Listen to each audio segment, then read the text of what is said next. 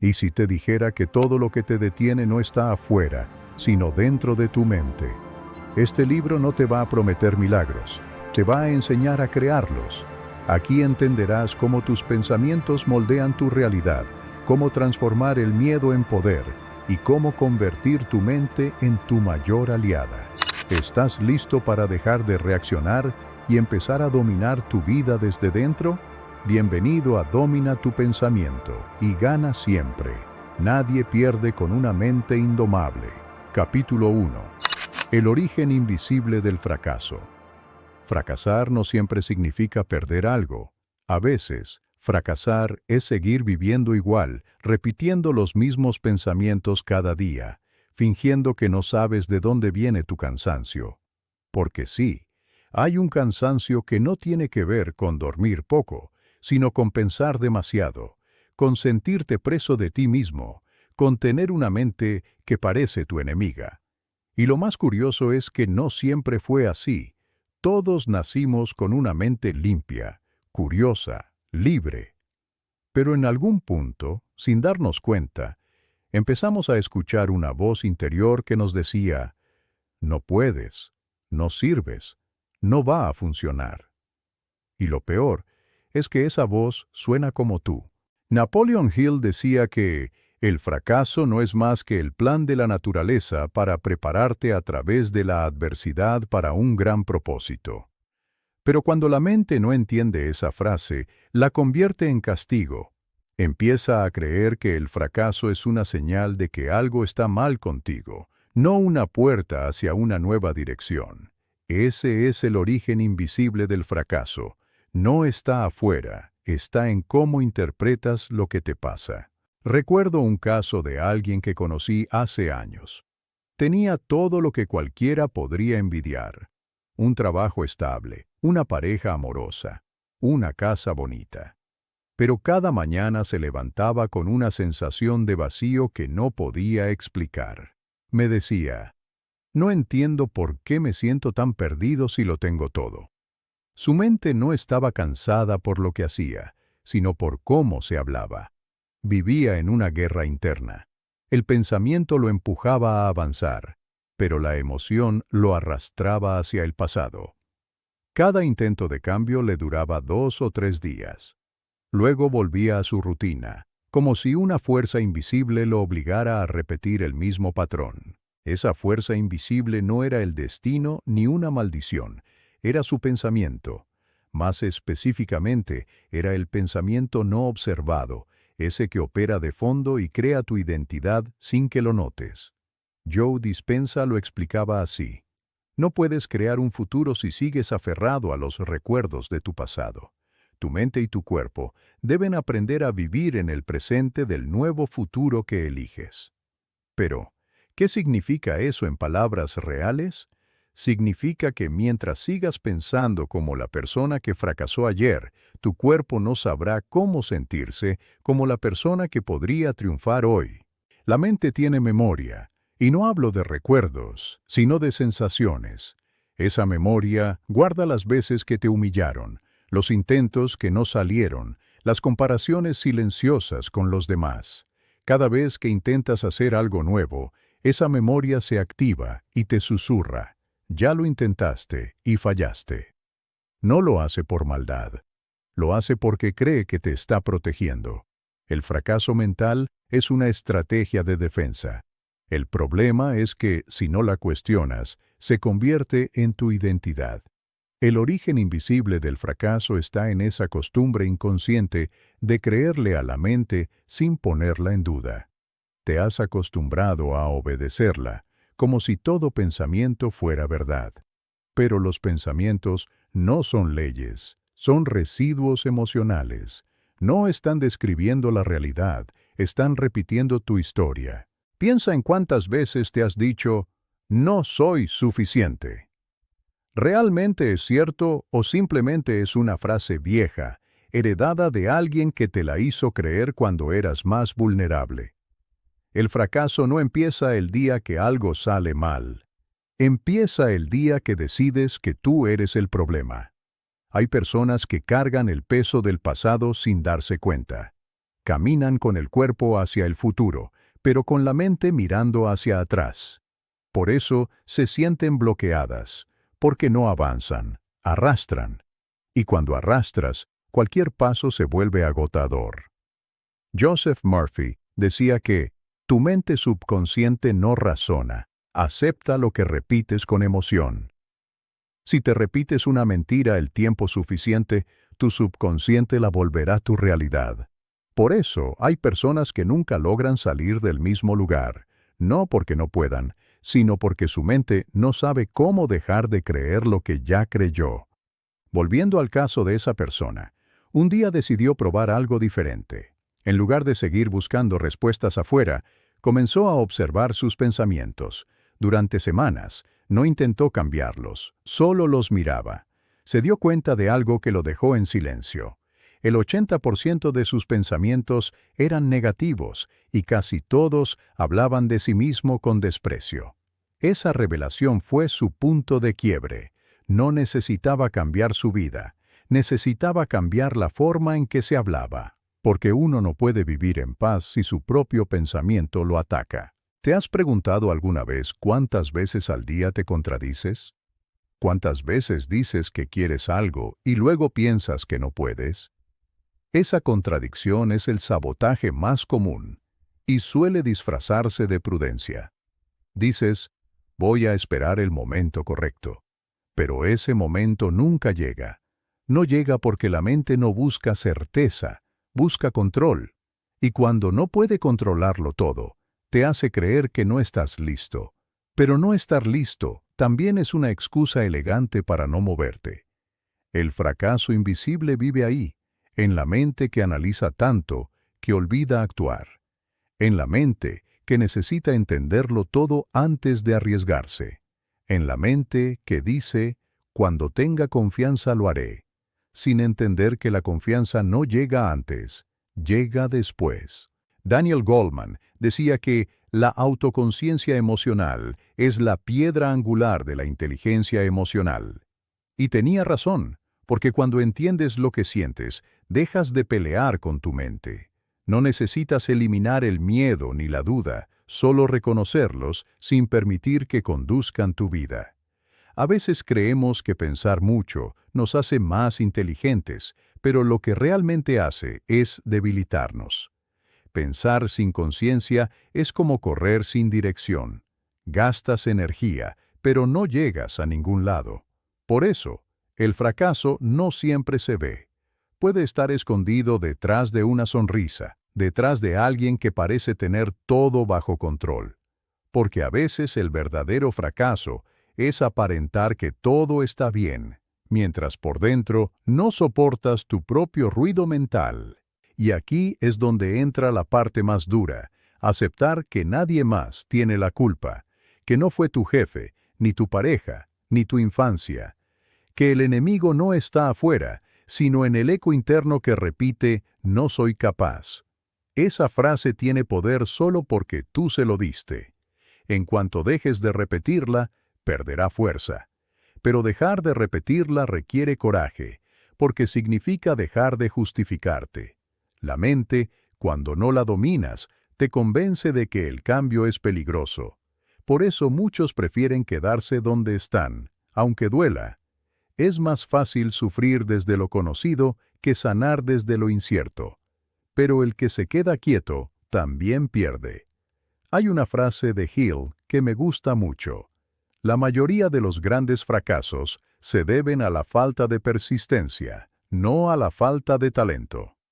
Esa línea es un espejo, porque cuando te rindes, no estás renunciando a tu meta, estás renunciando a la versión de ti que podía alcanzarla. La mente indomable no es la que no siente miedo, es la que lo enfrenta sin dramatismo, es la que dice, sí, tengo miedo, pero igual voy a hacerlo, porque el verdadero dominio no está en eliminar emociones, sino en decidir qué hacer con ellas.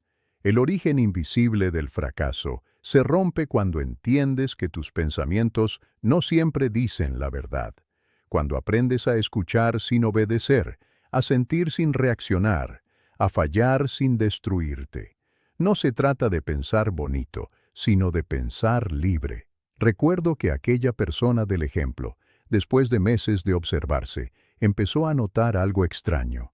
Cada vez que se hablaba con respeto, su cuerpo se sentía más ligero, dormía mejor, comía con más calma. Se le iba la ansiedad. No era magia, era coherencia. Porque cuando tu mente deja de atacarte, tu cuerpo deja de defenderse. Eso es curación. Capítulo 2. El miedo, la prisión más cómoda del mundo. El miedo no siempre grita. A veces susurra cosas suaves y razonables. Mejor no lo intentes. Aún no es el momento. Espera un poco más. Se disfraza de prudencia, de lógica, incluso de amor propio. Pero detrás de ese tono tranquilo, el miedo solo busca una cosa: mantenerte en lo conocido, incluso si eso te está destruyendo lentamente. Es la prisión más cómoda del mundo, porque no tiene barrotes visibles, sino rutinas, excusas y silencios. Y por eso cuesta tanto salir de ella. A veces creemos que el miedo se presenta solo en las grandes decisiones: dejar un trabajo, terminar una relación, empezar un sueño. Pero no. El miedo se mete en los detalles más pequeños, en cómo hablas, en cuánto te atreves a mirar a los ojos, en la forma en que postergas lo que sabes que debes hacer. Está ahí, como un zumbido de fondo que acompaña cada pensamiento. Y el problema no es sentirlo, el problema es obedecerlo. Napoleon Hill escribió en Burlar al Diablo que el miedo es el instrumento favorito del diablo para controlar la mente del hombre. Y no hablaba de un demonio con cuernos, sino de ese poder invisible que toma el control de ti cuando no piensas por ti mismo. Cuando tu mente se vuelve campo de cultivo para el «y si sale mal», para el «yo no puedo», para el «no estoy preparado».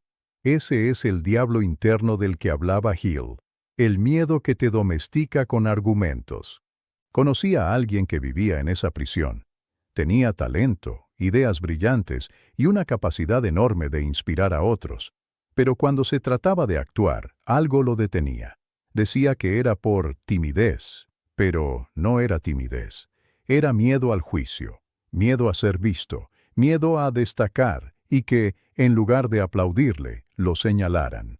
Había crecido escuchando críticas, burlas, comparaciones. Su mente aprendió que mostrarse era peligroso, así que se convirtió en un experto en esconderse con elegancia. Trabajaba duro, pero nunca del todo.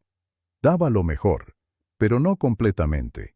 Se saboteaba a tiempo para no tener que enfrentar lo desconocido. Ese es el miedo más sofisticado, el que se disfraza de sensatez. Ese que te hace creer que te estás cuidando, cuando en realidad te estás anulando. Joe Dispenza decía que tu cuerpo se vuelve adicto a las emociones del pasado. El miedo es una de esas adicciones. Tu mente lo fabrica y tu cuerpo lo confirma. Se acelera el corazón, se tensa la garganta, sientes ese nudo en el estómago y crees que es una señal para detenerte. Pero no lo es. Es solo tu sistema nervioso recordándote quién fuiste, no quién puedes ser. El miedo tiene memoria. Recuerda todo lo que alguna vez te dolió, todo lo que te avergonzó, todo lo que no pudiste controlar. Y cada vez que intentas avanzar, te muestra esas escenas para mantenerte a salvo. Es como si tu mente dijera, ya sufrimos una vez, no pienso permitirlo otra vez. Pero esa protección, con el tiempo, se convierte en jaula, porque para no sufrir, dejas de sentir. Y una vida sin emoción no es protección, es anestesia. Daniel Goleman decía que la emoción guía la razón más de lo que la razón guía la emoción. Por eso el miedo no se vence razonando, se transforma comprendiendo. No sirve decirte no tengas miedo, porque el miedo no desaparece con órdenes, desaparece con presencia. Cuando lo miras sin juzgarlo, cuando entiendes de dónde viene, pierde poder. Recuerdo que esa persona de la que te hablo, en una de nuestras conversaciones, dijo algo que se me quedó grabado. Creo que mi miedo se volvió parte de mi personalidad. Y tenía razón. A veces el miedo se incrusta tanto que ya no sabes quién eres sin él. Te identificas con él. Yo soy así, me cuesta, yo soy inseguro, yo soy reservado, pero eso no eres tú. Eso es lo que el miedo hizo de ti para sobrevivir. El miedo es un buen actor, se disfraza de prudencia, de humildad, de realismo, pero cuando miras más de cerca, descubres que su propósito es siempre el mismo: evitar que crezcas. Porque crecer duele, y el miedo odia el dolor. Lo curioso es que el miedo también te miente sobre el dolor. Te dice que, si te arriesgas, sufrirás, pero no te cuenta que quedarse quieto también duele. Duele ver pasar los años y sentir que no estás viviendo lo que quisieras. Duele mirar atrás y darte cuenta de que fuiste tú quien se saboteó creyendo que se estaba protegiendo. El miedo no es enemigo, es maestro, pero un maestro que enseña con golpes. Si no aprendes lo que vino a mostrarte, repite la lección una y otra vez, con diferentes caras. Hoy puede llamarse miedo al fracaso, mañana miedo al rechazo, pasado miedo al abandono. El nombre cambia, pero la raíz es la misma: el deseo de control. Queremos tener garantizado el resultado antes de actuar. Queremos que la vida prometa éxito antes de dar el paso. Pero la vida no promete, responde, y solo responde cuando te mueves. Esa persona que te mencioné un día se cansó de su propio miedo. No de sentirlo, sino de obedecerlo. Decidió hacer lo que le daba pánico: hablar frente a otros. No por trabajo, sino por desafío personal. Durante días no durmió bien. Su mente le repetía que sería un desastre, que no sabría qué decir, que se quedaría en blanco. Pero aún así fue. No habló perfecto, tartamudeó, sudó, se le quebró la voz. Y sin embargo, cuando terminó, lloró. No por vergüenza, sino por alivio. Dijo: no sabía que podía hacerlo igual de mal y aún sentirme bien. Ese fue su momento de libertad, porque entendió que el miedo no desaparece cuando lo enfrentas, sino cuando dejas de creer que tiene que desaparecer para actuar. Joseph Murphy escribía: cuando tu mente subconsciente acepta una idea, empieza a ejecutarla. Esa frase tiene poder, porque si tu mente acepta que el miedo es una señal de no avanzar, tu cuerpo lo obedecerá. Pero si tu mente empieza a creer que el miedo es solo un recordatorio de que estás cruzando una frontera nueva, entonces tu cuerpo te acompañará, no para detenerte, sino para adaptarse. ¿Y tú? ¿Qué tanto has confundido el miedo con la verdad? ¿Cuántas veces has dicho «no puedo» cuando en realidad querías decir «me da miedo fallar»? Hay una gran diferencia. Una te encierra, la otra te libera. El miedo no quiere destruirte, quiere que no salgas de la zona donde cree que sobrevives. Pero sobrevivir no es vivir. Sobrevivir es respirar sin propósito, amar sin entregarte, trabajar sin sentir pasión, y a eso le llaman estabilidad. Pero la estabilidad sin crecimiento es solo una versión más elegante del estancamiento. Hill decía también que el miedo es un hábito mental que se puede romper con otro hábito, el de la fe. Pero la fe no es religión, es dirección, es creer en una posibilidad más grande que tus circunstancias, es tener el valor de pensar distinto, incluso cuando todo parece igual. No necesitas eliminar el miedo para avanzar, necesitas avanzar para entender que el miedo nunca fue tan grande como parecía. Porque el miedo crece en la mente, pero se encoge en la acción. Cuanto más lo miras desde el pensamiento, más poder le das. Cuanto más lo enfrentas desde el movimiento, más pequeño se vuelve. Esa persona de la que te hablo siguió haciéndolo. No se volvió alguien sin miedo, pero sí alguien que dejó de pedirle permiso.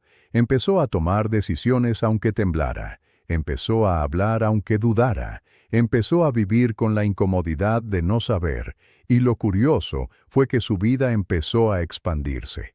Las oportunidades aparecían, no porque el universo se lo debía, sino porque él se estaba permitiendo estar disponible. Joe Dispenza decía, no puedes crear una nueva realidad con la misma energía de siempre. Y eso incluye la energía del miedo. Mientras sigas actuando desde él, crearás más de lo mismo, más excusas, más esperas, más dudas. Pero cuando actúas desde una emoción diferente, aunque sea un poco más alta, como la curiosidad, la gratitud o el coraje, cambias la señal que envías al mundo, y el mundo te responde distinto. Quizá hoy tu miedo no sea al fracaso, sino al cambio, o al rechazo, o a la soledad. Pero al final, todos esos miedos se resumen en uno solo: el miedo a perder el control, a no poder manejar lo que venga después. Pero la vida no se trata de manejarlo todo. Se trata de aprender a confiar, incluso cuando no entiendes.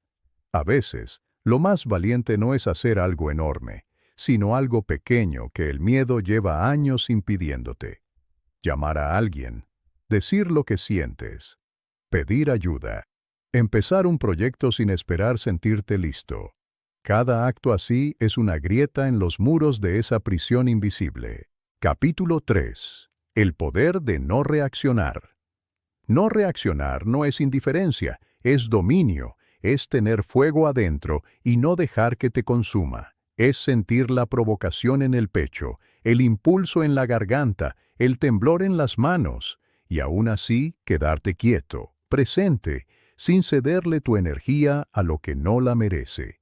No reaccionar no es debilidad, es sabiduría emocional. Es entender que no todo merece respuesta, que no toda ofensa necesita defensa, y que a veces el verdadero poder está en lo que eliges no hacer. En un mundo donde todos gritan, el que guarda silencio tiene más poder del que parece. Pero ese silencio no es pasividad, es un acto de conciencia.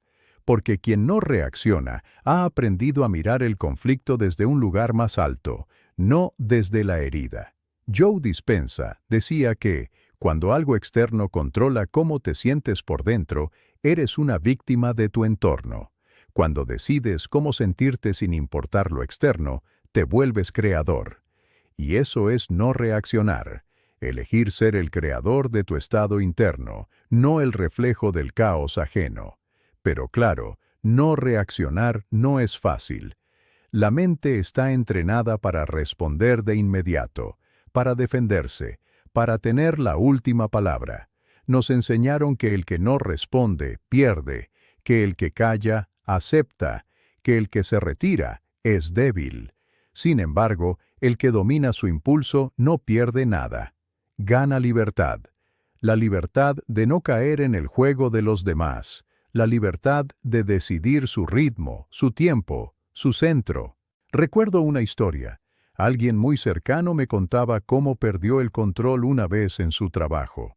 Lo provocaron, lo humillaron delante de otros, y respondió con gritos, con furia, con palabras que no venían del alma sino del ego.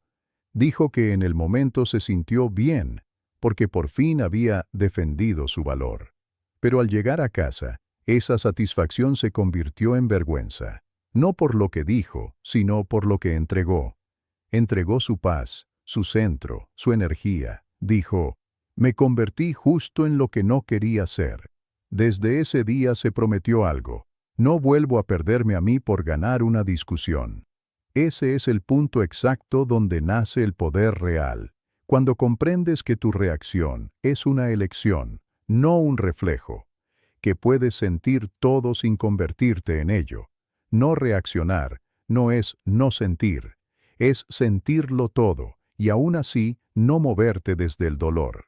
Napoleon Hill escribió que la persona que no puede controlar sus emociones nunca puede controlar nada más. Y tenía razón, porque la vida está hecha de provocaciones constantes, personas que te prueban, situaciones que te desafían, pensamientos que te tientan a volver a lo viejo. Cada vez que reaccionas desde el impulso, le das al mundo el control de tu paz. Cada vez que eliges responder desde la calma, te lo devuelves. Daniel Goleman lo explicaba en Inteligencia Emocional. Entre el estímulo y la respuesta hay un espacio, y en ese espacio está tu poder para elegir. Ese espacio es invisible, pero ahí está todo tu crecimiento. En ese segundo entre lo que pasa y lo que haces, tu mente puede liberarte o hundirte. La mayoría de las personas no lo nota. Reaccionan tan rápido que ni siquiera ven que tuvieron una elección. No es que no puedan controlarse, es que nunca aprendieron a pausar. Y es que no reaccionar no se entrena en los grandes conflictos, se entrena en los pequeños. Cuando alguien te corta en el tráfico, cuando un mensaje no llega, cuando sientes la urgencia de revisar el celular cada 2 minutos, cuando te dan una opinión que no pediste. Ahí, en esos detalles, está tu gimnasio emocional. Si no puedes respirar y esperar ahí, tampoco podrás hacerlo en los momentos grandes. Esa persona de la historia empezó a practicar algo muy simple. Cada vez que sentía el impulso de responder con rabia o ansiedad, hacía una pausa de 3 respiraciones. Solo eso. Al principio se sentía ridículo, incluso falso. Pero poco a poco notó algo. Al respirar, su mente tenía tiempo para observar en lugar de reaccionar. Y en ese espacio entendía algo nuevo. Casi nada era tan grave como parecía. Lo que dolía no era lo que pasaba, era la historia que su mente contaba de eso. La mente reacciona, porque cree que cada cosa que ocurre es una amenaza. Pero no todo lo que duele te destruye. No todo lo que incomoda te hiere. A veces solo duele porque está rompiendo tu orgullo. Y el orgullo es la primera muralla que hay que derribar si quieres tener paz. No reaccionar también es entender que no necesitas convencer a nadie, ni probar nada, ni explicar todo. Que el silencio no siempre significa sumisión. A veces significa que tu energía vale más que una discusión. Joseph Murphy decía, tu mente subconsciente es como un jardín. Lo que siembras en él, crecerá. Cada reacción impulsiva es una semilla de caos. Cada respuesta consciente es una semilla de poder. Si siempre respondes desde la emoción, tu mente aprende a vivir en guerra. Pero si respondes desde la calma, tu mente aprende a confiar en ti. Y no se trata de tragarte todo ni de aparentar calma mientras por dentro ardes. Se trata de observar tu fuego sin dejar que te queme. De reconocer tu enojo, tu frustración, tu tristeza, sin que eso decida por ti. Porque si algo te domina, aunque sea por segundos, ya te robó una parte de ti. Piensa cuántas veces en tu vida te arrepentiste más de lo que dijiste que de lo que callaste. Cuántas veces arruinaste un momento solo por no poder quedarte en silencio. Reaccionar rápido es humano, pero reaccionar consciente es divino. Y esa diferencia marca el tipo de vida que construyes. La mayoría de las personas no reacciona a lo que pasa, reacciona a lo que cree que pasa. No responden al presente, responden a heridas viejas disfrazadas de actualidad. Por eso, cuando alguien te habla mal, muchas veces no estás escuchando sus palabras, estás escuchando a tu pasado. Y contestas no al momento, sino al recuerdo. El poder de no reaccionar es el poder de sanar sin decirlo. Es el poder de mirarte a ti mismo antes de responder. De preguntarte, ¿esto que voy a decir viene desde la paz o desde el dolor? Si viene desde el dolor, espera. Si viene desde la paz, entonces actúa, porque lo que nace desde la paz tiene impacto. Lo que nace desde la herida solo deja más heridas. Capítulo 4. Lo que toleras, te programa. Lo más peligroso de la mente no es lo que te dice, sino lo que te acostumbra a aceptar sin darte cuenta. Porque lo que toleras, te programa. Cada vez que dejas pasar algo por no discutir, cada vez que te callas lo que sientes para evitar problemas, cada vez que te dices así es la vida, cuando en realidad quisieras gritar, estás reescribiendo tu propio código mental. Estás diciéndole a tu cerebro, esto es normal, esto soy yo. Y con el tiempo, lo anormal se vuelve rutina. Lo injusto se vuelve cotidiano. Lo que duele se vuelve costumbre. Nos programamos más por lo que soportamos que por lo que elegimos, y ese es el problema. Muchas veces, lo que soportas no te pertenece, pero terminas cargándolo igual. Aguantas críticas disfrazadas de consejos, desprecios disfrazados de bromas, relaciones vacías disfrazadas de amor, rutinas que te consumen disfrazadas de estabilidad. Lo toleras, lo justificas, lo repites, y sin darte cuenta, te conviertes en el resultado de todo eso. Napoleon Hill decía, todo lo que la mente acepta y cree, lo crea. Y aceptar no siempre es estar de acuerdo. A veces es simplemente dejar pasar. Cada vez que toleras una situación que va en contra de lo que sientes, tu subconsciente lo registra como ley. Es como si le dijeras, esto está permitido, y a partir de ahí, la mente no solo lo soporta, sino que empieza a atraerlo, porque el subconsciente no distingue entre lo que deseas y lo que aguantas, solo entiende repetición. Recuerdo una conversación con alguien que llevaba años en un trabajo que odiaba. Cada día le pesaba levantarse, cada semana pensaba en renunciar, pero siempre encontraba una excusa para quedarse. No es el momento. Tengo cuentas que pagar. No hay algo mejor. Lo toleraba, no porque le gustara, sino porque tenía miedo a moverse, y al principio parecía inofensivo. Solo era un trabajo, decía, pero poco a poco empezó a cambiar. Su forma de hablar se volvió más apagada, su energía más pesada, su mirada más cansada. Cuando le pregunté qué sentía, dijo una frase que lo resumió todo. Me acostumbré a no sentir nada. Eso es lo que hace la tolerancia emocional. Te anestesia, te quita sensibilidad, te vuelve una versión funcional de ti mismo, alguien que cumple, pero no vibra, que sobrevive, pero no vive. Y lo peor es que el cuerpo también lo siente.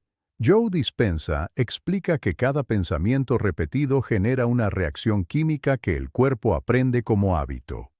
Cuando toleras algo que no te gusta, tu cerebro libera sustancias relacionadas con el estrés, el enojo o la frustración. Con el tiempo, tu cuerpo se acostumbra a ese cóctel químico, lo pide, lo busca. Así se crea una adicción emocional, no a la felicidad, sino al sufrimiento conocido. Y claro, la mente lo justifica con frases bonitas. Todo el mundo vive así. No es para tanto. Ya me acostumbré. Pero acostumbrarse no es sanar. Acostumbrarse es rendirse sin hacerlo explícito. Es dejar que la vida te pase mientras tú te convences de que la estás controlando. Lo que toleras te enseña a no creer en ti. Porque cada vez que aceptas menos de lo que sabes que mereces, te mandas un mensaje silencioso. Esto es lo que valgo. Y ese mensaje se vuelve código interno. Ya no lo cuestionas, lo reproduces. Por eso la mente atrae lo que tolera, no lo que sueña. Puedes visualizar abundancia todos los días, pero si toleras escasez, tu subconsciente te mantendrá en ella. Puedes decirte que mereces amor, pero si sigues quedándote donde no lo hay, tu mente creerá que el amor duele. El cambio empieza cuando te atreves a mirar lo que estás permitiendo. Porque lo que toleras no solo te programa, también te revela. Muestra tus miedos, tus creencias, tus límites invisibles. Si te cuesta decir no, probablemente temes decepcionar. Si soportas malos tratos, tal vez crees que eso es lo que mereces. Si aceptas menos de lo que das, puede que aún no hayas aprendido a verte con dignidad. Todo lo que aguantas te muestra una parte de ti que necesita ser amada, no castigada. Daniel Goleman decía que la autoconciencia emocional es el primer paso hacia la transformación. Y es cierto, porque no puedes cambiar lo que no reconoces. Si no ves que estás tolerando un entorno que te apaga, no podrás liberarte de él. Pero cuando lo ves, cuando lo nombras, cuando admites que algo dentro de ti lleva tiempo gritándote «ya basta», Ahí empieza la reprogramación. Recuerdo que esa persona del trabajo un día se quebró. No de dolor, sino de hartazgo. Dijo que sintió un vacío enorme al darse cuenta de que llevaba más de una década sobreviviendo en el mismo ciclo. Esa mañana, sin plan, sin certezas, sin nada, escribió su renuncia.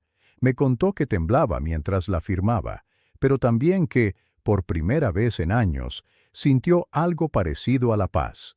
No era alegría ni euforia, era calma. El cuerpo, que antes estaba en alerta permanente, por fin respiraba. No sabía que la paz también podía doler, me dijo. Y sí, dolía, porque el alma estaba estirándose después de tanto tiempo comprimida. Lo que toleras te programa para la mediocridad emocional. Y no hablo de éxito o dinero, hablo de energía. La mente se acostumbra al nivel de vibración que sostienes.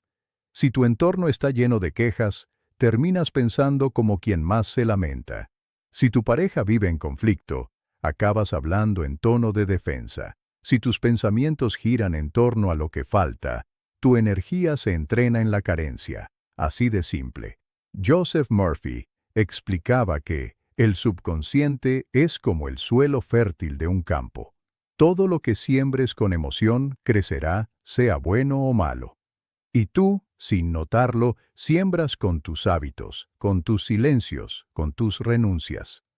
Cada no importa que pronuncias, cada estoy bien cuando no lo estás, es una semilla. La pregunta es, ¿qué estás cultivando con lo que toleras? Hay personas que creen que ser fuertes es soportarlo todo. Pero la verdadera fortaleza está en no aceptar lo que te destruye, en tener el coraje de irte, de cerrar la puerta, de decir, esto no va conmigo.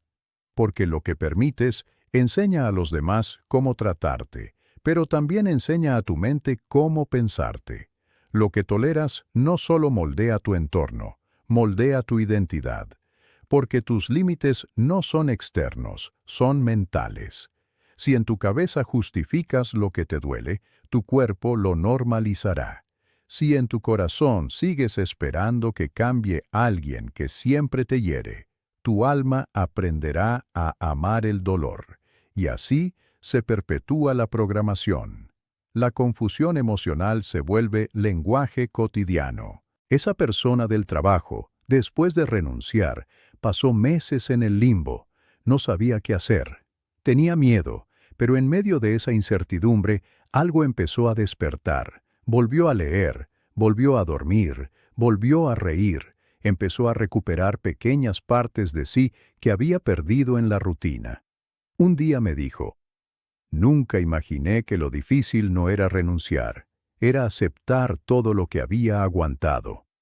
Y esa frase resume lo que pasa cuando despiertas de una programación vieja. Al principio duele, porque todo lo que negabas se hace visible. Pero ese dolor también te limpia. Joe Dispenza lo explica así. Tu cuerpo está acostumbrado a sentir de cierta manera. Cuando decides cambiar, el cuerpo se resiste. No porque no puedas, sino porque está adicto a lo conocido. Esa resistencia es la incomodidad de empezar a elegirte.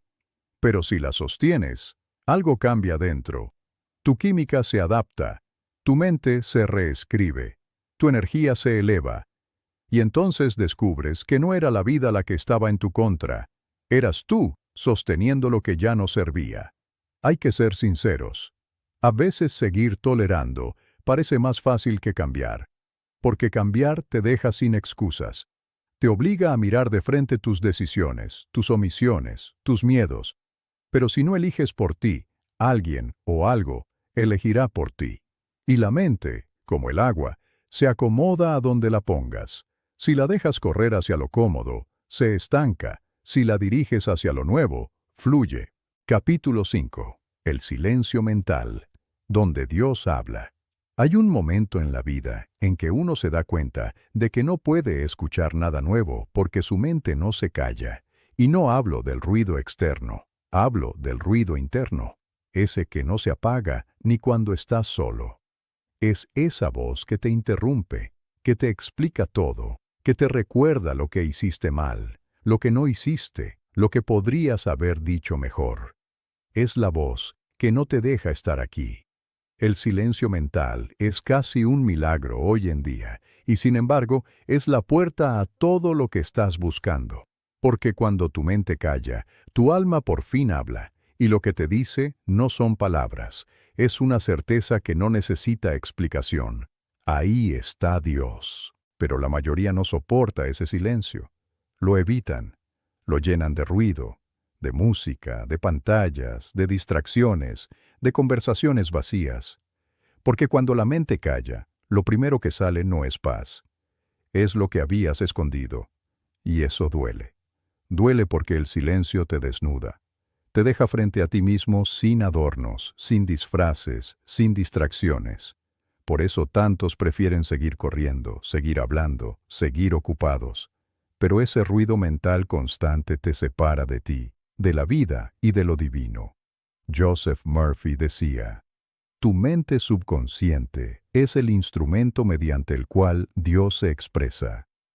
Pero si ese instrumento está lleno de interferencias, ¿cómo va a sonar la voz divina?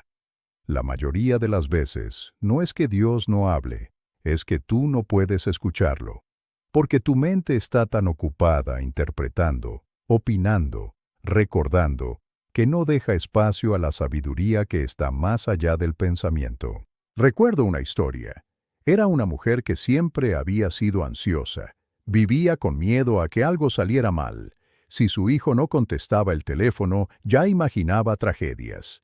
Si en el trabajo no la felicitaban, asumía que la iban a despedir. Su mente no paraba nunca. Se iba a dormir agotada, pero su cuerpo seguía despierto. Intentó meditar, pero decía que era imposible. No puedo quedarme en blanco, repetía. Lo intentó varias veces, pero cada vez que cerraba los ojos, su mente hablaba más fuerte. Un día, cansada, decidió hacer algo distinto. En lugar de intentar callarla, decidió escucharla sin identificarse. No luchar con ella, solo observarla. Se sentó y dejó que la mente hablara, como si fuera una radio encendida. Y entonces pasó algo curioso. Después de unos minutos, la voz se cansó. Se quedó en silencio por unos segundos.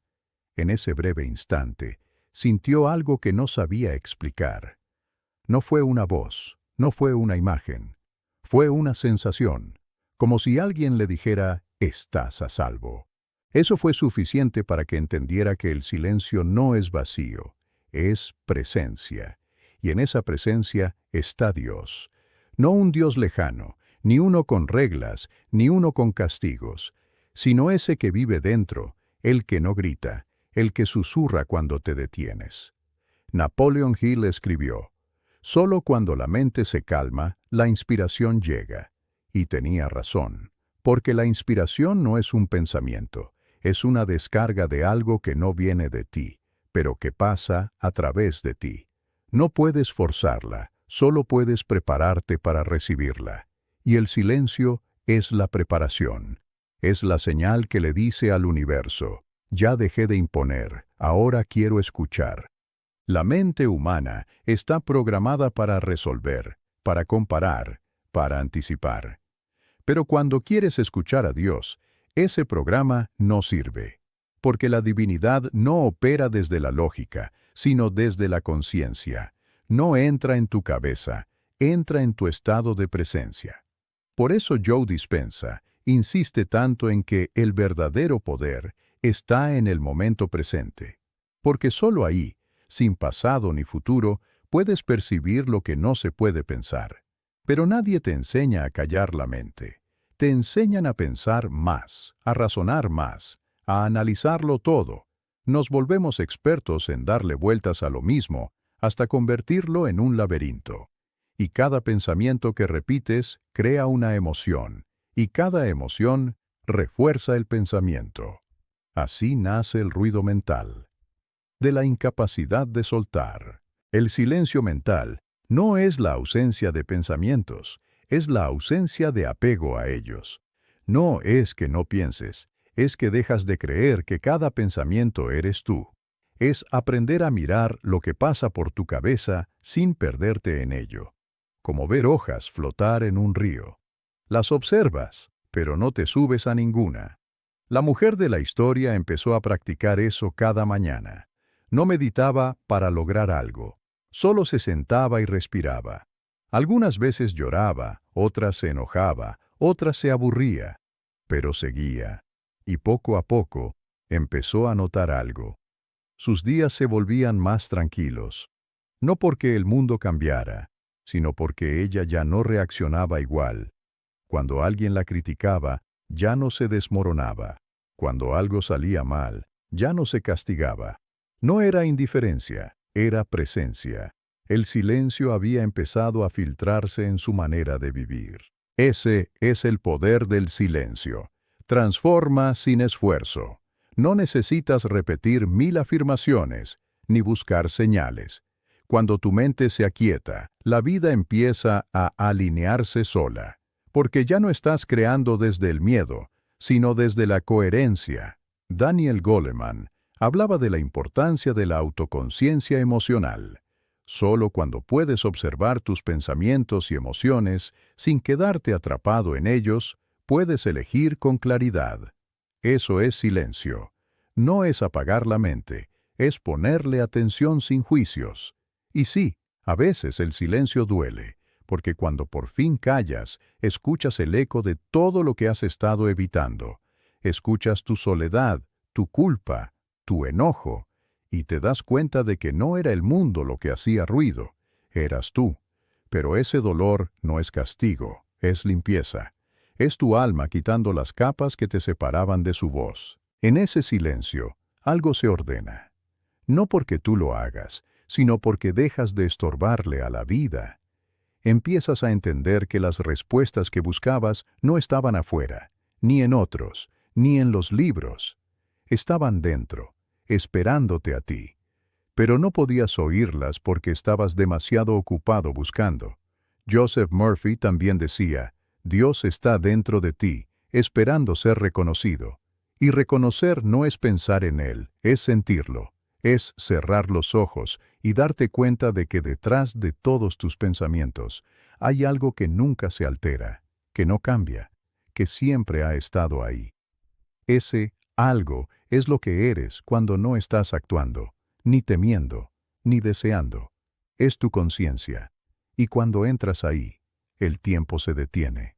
La mujer de la historia, meses después, empezó a notar que su intuición se afinaba. Sabía cuándo algo no le convenía, sentía cuándo debía actuar y cuándo esperar. Y decía que no lo pensaba, simplemente lo sabía. Eso es lo que pasa cuando el ruido se disuelve. La sabiduría que siempre estuvo ahí empieza a hablarte sin intermediarios. Napoleon Hill afirmaba, los pensamientos son cosas, pero el silencio es su creador. Sin silencio no hay claridad. Y sin claridad, solo reaccionas desde el ruido. Por eso, tanta gente vive confundida, porque no deja espacio entre lo que siente y lo que hace. El silencio crea ese espacio. Es la pausa donde entra la conciencia, donde Dios puede guiarte sin gritos. Capítulo 6. El hábito de pensar como un ganador. Pensar como un ganador no tiene nada que ver con ser invencible, ni con vivir motivado todo el tiempo. No tiene que ver con gritar frases de poder frente al espejo o convencerte a la fuerza de que todo estará bien. Pensar como un ganador es una forma silenciosa de moverte por el mundo. Es la capacidad de sostener la fe incluso cuando no hay señales. Es seguir actuando desde la convicción cuando el miedo te hace temblar. Es confiar en tu mente más que en las circunstancias. Un ganador no es quien siempre triunfa, sino quien ha aprendido a perder sin perderse a sí mismo. Porque el pensamiento ganador no nace del éxito, nace del dolor bien comprendido. Nace de la mente que un día se cansó de repetirse lo mismo. No puedo, no soy suficiente, esto no es para mí. Nace del punto en que ya no quieres seguir siendo víctima de tus pensamientos, y eso, aunque suene poético, duele, porque el cerebro ama la costumbre, incluso si la costumbre es sufrir. Joe Dispenza decía que tu cerebro es una máquina de supervivencia. Si no le enseñas a crear, solo repetirá lo conocido. Y lo conocido, para muchos, ha sido pensar desde la carencia, la duda o el miedo. Pensar como un ganador no es optimismo, es entrenamiento mental. Es entender que la mente no se cambia por inspiración, sino por repetición. Que lo que piensas cada día te forma, te programa, te condiciona. Si cada mañana te levantas pensando que será un día difícil, tu cuerpo lo sentirá así. Si cada vez que te equivocas, te hablas con desprecio, estás reforzando la idea de que fallar te hace menos. Pero si cada vez que te caes eliges aprender en lugar de culparte, empiezas a reeducar a tu mente. Es lento, sí, pero eso es lo que hace la diferencia. Recuerdo a alguien que solía vivir en un bucle de frustración. Era inteligente, disciplinado, pero su mente siempre lo saboteaba. Si algo le salía bien, decía que era suerte. Si le salía mal, lo tomaba como confirmación de que no servía. Vivía comparándose, buscando aprobación, agotado de su propia autocrítica. Un día, cansado, decidió hacer algo que parecía ridículo. Empezó a registrar sus pensamientos durante una semana. Solo observarlos, sin juzgar. Escribía lo que pasaba por su cabeza al despertar, al trabajar, al hablar con alguien. Al final de la semana, se dio cuenta de que el 90% de lo que pensaba era miedo, y que más de la mitad eran frases que no eran suyas, sino heredadas, de su padre, de su jefe, de la sociedad. No seas tan soñador. No puedes fallar. No hagas el ridículo. Ahí entendió que su mente no era libre. Era un eco. Ese descubrimiento lo transformó. No de inmediato, pero fue el comienzo. Empezó a hablarse distinto, a reconocer sus pequeños logros, a detener el pensamiento negativo en cuanto aparecía, y, lo más importante, a reemplazarlo. No con frases vacías, sino con pensamientos reales, posibles, sostenibles. Dejó de decir «no puedo» y empezó a decir «aún estoy aprendiendo». Dejó de decir «nadie me apoya» y empezó a preguntarse «¿yo me estoy apoyando?». Poco a poco, su energía cambió. No porque la vida se hiciera más fácil, sino porque su mente ya no lo atacaba.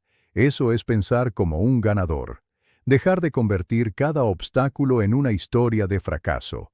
Comprender que el error no es el final, sino una instrucción. Napoleon Hill escribió que cada adversidad lleva en sí la semilla de un beneficio igual o mayor, pero esa semilla solo germina en quien piensa como un ganador, porque el que no lo hace solo ve la tierra seca. Pensar como un ganador no significa negar la realidad, sino interpretarla de una forma que te empodere. Es ver un problema y preguntarte, ¿qué me está enseñando esto?, en lugar de ¿por qué me pasa siempre a mí? Es aprender a detener el pensamiento automático de autodestrucción antes de que se convierta en acción. Es entender que tu mente, si no la educas, buscará siempre confirmar tus miedos, no tus sueños. Joe Dispenza decía que, cuando piensas igual cada día, tomas las mismas decisiones, actúas igual y terminas creando la misma realidad. Entonces, para cambiar tu vida, primero tienes que cambiar la forma en que piensas.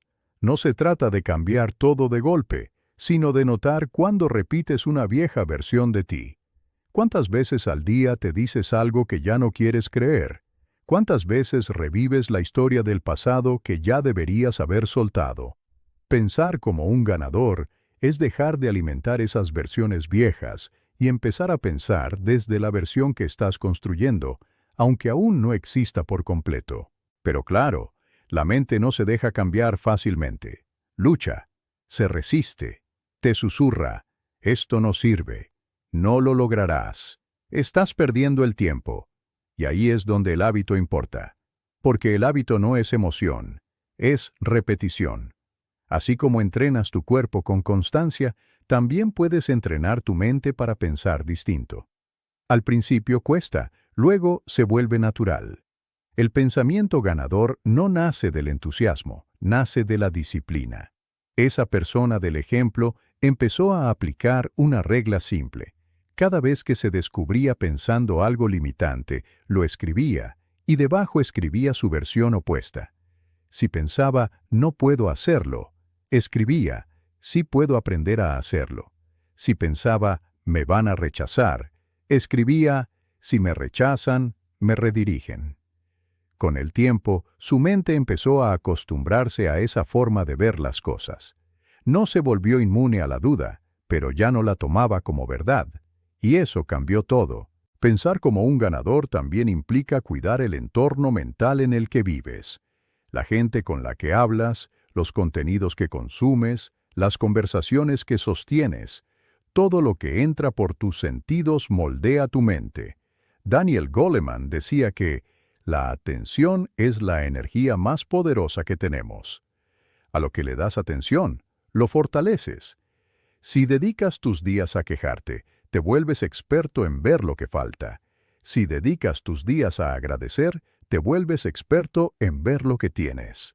No porque la vida cambie, sino porque tu atención lo hace. Hay algo que Napoleon Hill repetía con insistencia. La mente humana se convierte en lo que piensa la mayor parte del tiempo. Esa frase es brutalmente cierta. No puedes esperar una vida diferente si piensas igual todos los días. La mayoría de las personas piensa desde la preocupación y luego se pregunta por qué no llega la abundancia. Pero preocuparse es usar tu imaginación para crear futuros que no deseas. Pensar como un ganador es usarla para ensayar posibilidades más grandes, no para anticipar miedos. El pensamiento ganador no niega el dolor, lo transforma en propósito. No evita el fracaso, lo usa como combustible. No busca aprobación, busca coherencia. Y sobre todo, no necesita motivación diaria, porque se basa en una decisión interna. No voy a abandonarme a mí mismo más. Esa frase, cuando la entiendes, cambia todo. Porque muchos no pierden por falta de talento, sino por falta de paciencia consigo mismos. Se rinden al primer tropiezo, se juzgan, se avergüenzan. Pero un ganador no se exige perfección, se exige constancia. Y eso lo cambia todo. Capítulo 7. La emoción. Energía que obedece tus órdenes. Nadie te lo dice, pero tus emociones no son enemigas. No están ahí para sabotearte ni para arruinarte el día. Son mensajeras, son energía en movimiento, obedecen a lo que piensas, a lo que crees, a lo que imaginas, incluso sin darte cuenta. Lo que sientes no aparece de la nada, es la traducción física de un pensamiento. Es el eco del diálogo que sostienes contigo cuando nadie te escucha. Cada emoción que llevas dentro es una respuesta a una orden que tú mismo diste. Y lo más increíble, y a la vez más aterrador, es que esa energía obedece sin preguntar si la orden te conviene o no. Joe Dispenza decía que las emociones son los productos químicos de los pensamientos.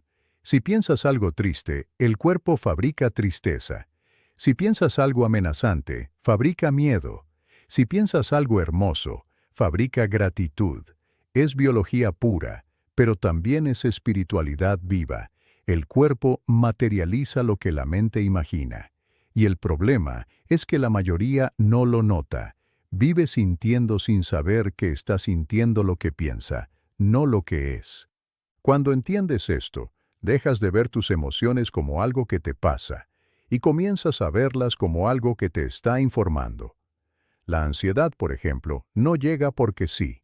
Llega cuando tu mente está instalada en el futuro, imaginando posibles desgracias y repitiéndolas como si ya fueran reales. El enojo no aparece por magia, aparece cuando sientes que algo o alguien está cruzando tus límites y en lugar de expresarlo, lo reprimes. La tristeza, a veces, no es debilidad, Es la energía del cuerpo limpiando el peso de todo lo que no dijiste. Las emociones son lenguaje, y si no las escuchas, gritan. Recuerdo una conversación con alguien que siempre decía sentirse agotado, no físicamente, sino emocionalmente drenado. Se levantaba con la sensación de que el día ya le debía algo. Nada lo motivaba, nada lo llenaba. Decía que lo había intentado todo: cambiar de trabajo, viajar, empezar rutinas nuevas, pero su cuerpo seguía igual, tenso, pesado, triste. Un día, en medio de su desesperación, se dio cuenta de algo. Se hablaba con desprecio. Se decía cosas que jamás le diría a otra persona. Soy un inútil. Todo lo hago mal. Siempre lo arruino. Esa era su banda sonora interna, y la repetía sin pausa. Entonces entendió que no estaba agotado de la vida. Estaba agotado de sí mismo. Su cuerpo no soportaba más la química de sus pensamientos. Lo interesante es que, cuando empezó a cambiar ese lenguaje, su energía cambió. No de un día para otro, pero lo hizo. Empezó a tratarse con respeto, a notar cómo una sola frase podía alterar todo su cuerpo. Decía: cuando me hablo con amor, respiro distinto. Y es cierto, porque el cuerpo no distingue entre lo que piensas y lo que vives. Reacciona igual. Si te dices que algo saldrá mal, tu corazón se acelera como si estuvieras en peligro real. Si te dices que estás a salvo, se calma, aunque nada haya cambiado afuera. Napoleon Hill escribió que la emoción es lo que da vida a los pensamientos. Sin emoción, no hay acción. Y lo curioso es que muchas personas piensan cosas hermosas, visualizan abundancia, amor, éxito, pero lo hacen desde emociones de miedo o duda. Entonces no crean lo que quieren, sino lo que sienten. El universo no responde a tus palabras, responde a tu vibración. Y tu vibración es la mezcla exacta entre lo que piensas y lo que sientes al pensarlo. Ahí es donde comienza el hábito de dirigir tu energía, porque no puedes controlar cada pensamiento que pasa por tu mente, pero sí puedes elegir en cuáles detenerte. Y al hacerlo, eliges qué emociones alimentar. Es un trabajo silencioso, pero poderoso. Es aprender a sentir sin ahogarte, a observar lo que te mueve por dentro sin dejar que te arrastre. Daniel Goleman decía que la autoconciencia emocional es la capacidad de reconocer en el momento lo que estás sintiendo. Y eso, aunque parezca sencillo, es una forma de poder, porque la mayoría siente sin saber qué está sintiendo. Actúan desde el enojo, pero lo llaman carácter. Se alejan por miedo, pero lo llaman prudencia. Se resignan, pero lo disfrazan de aceptación. Cuando por fin te atreves a llamar a las cosas por su nombre, tu energía empieza a obedecerte de verdad. Esa persona del ejemplo, con el tiempo, empezó a escuchar su cuerpo. Se dio cuenta de que su cansancio no era fatiga física, era resistencia emocional. Cada vez que pensaba, no voy a poder, sus hombros se tensaban. Cada vez que se preocupaba, el pecho se le apretaba. Cada vez que se criticaba, la garganta se le cerraba.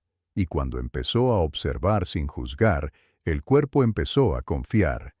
Ya no necesitaba gritarle a través del dolor. Joe Dispenza enseña que cada emoción fuerte imprime una huella en el cuerpo. Si repites esa emoción lo suficiente, el cuerpo empieza a sentirla solo, sin que el pensamiento inicial esté presente. Es decir, la emoción se vuelve hábito. Si vives en estrés, tu cuerpo aprende a producir cortisol todo el tiempo. Si vives en culpa, tu cuerpo aprende a contraerse ante cualquier decisión, pero también funciona al revés. Si entrenas emociones de gratitud, confianza o amor, el cuerpo aprende a mantenerse ahí. Se vuelve adicto a la paz. Y no se trata de sentir bien todo el tiempo. Se trata de sentir conscientemente, de no negarte lo que sientes, pero tampoco quedarte a vivir ahí, porque cada emoción tiene un propósito. El miedo te pide prudencia, el enojo te pide límites, La tristeza te pide pausa. Cuando las escuchas, se transforman. Cuando las ignoras, se enquistan. Capítulo 8. El enemigo está en casa. Hay días en los que crees que estás peleando contra el mundo, contra las circunstancias, contra la falta de dinero, contra la persona que no te entiende, contra la vida que parece no escucharte. Pero si observas con honestidad, te das cuenta de algo más profundo. El enemigo nunca estuvo afuera, siempre estuvo en casa, en tu cabeza, en tus pensamientos repetidos, en esa voz que te convence de que no puedes, que te compara, que te recuerda tus errores y te los hace revivir una y otra vez. Esa voz que te dice que ya es tarde, que no vale la pena, que mejor no lo intentes. Esa voz que parece tuya, pero no lo es. Es la suma de todo lo que escuchaste cuando eras más frágil, de las veces que te hicieron sentir pequeño, de los miedos que adoptaste como identidad. El enemigo no te odia, solo te protege de algo que ya no existe. Napoleon Hill decía que la mente humana, si no se ocupa en pensar por sí misma, se convierte en el taller del diablo. Y no hablaba de un ser externo, hablaba de ese estado mental donde dejas que los pensamientos automáticos tomen el control.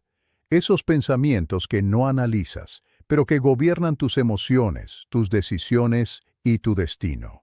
La mayoría de la gente no vive con conciencia, vive obedeciendo su mente.